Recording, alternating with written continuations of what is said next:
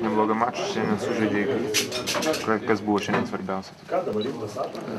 Svarbiausia buvo, nežinau, visų pirma, tai norėjom žaisti geras varžybas prieš tokią komandą kaip Chimki, prieš Eurokapo nugalėtojus ir ta prasme visai nebloga pradžia buvo, ten pabėgom biškutį, bet matot, tokio lygio komanda, visas varžybas, kaip sakoma, nežais blogai, tai va, jie truputėlį pasivijo, taškas į tašką ir tik tai po to ketvirtam kėliny mes ir trečio pabaigoje vėl perlaužėm varžybas, tai manau, kad komandinis tas žaidimas davė savo.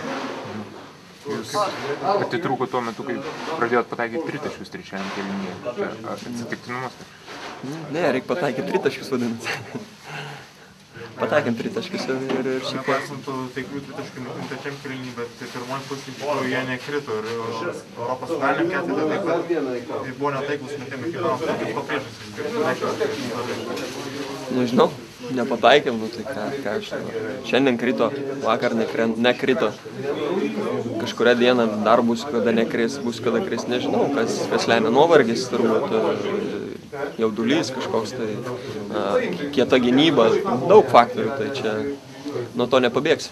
O kodėl šiandien rungtynėse tai, kad Rimas Kurtinaitis buvo treniravę šitą komandą ir žaidėjų žaidusi būtent jo komandai?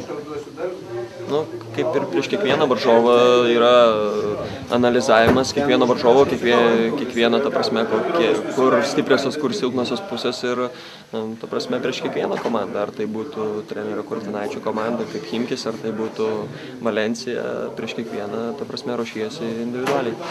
Pasipelnai 25 taškus, ar jautei, kad šiandien, sekasi iš principo beveik viskas? Kaip tik pirmą pusę labai kaip jautėsi iš tikrųjų toks nuovargis ir nebuvo tos tokios energijos, bet po to matot, pataikai keletą metimų, žiūrovai duoda energijos papildomos ir pramuša tą visą.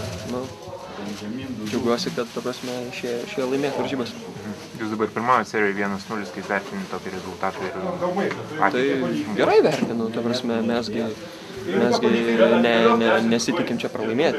Mes norim laimėti kiekvienas varžybas ir, ta prasme, ir ėjom pergalės, o, kaip sakoma, 1-0 tai dar nieko nereiškia, dabar bus 2 varžybos išvykoje. Viskas.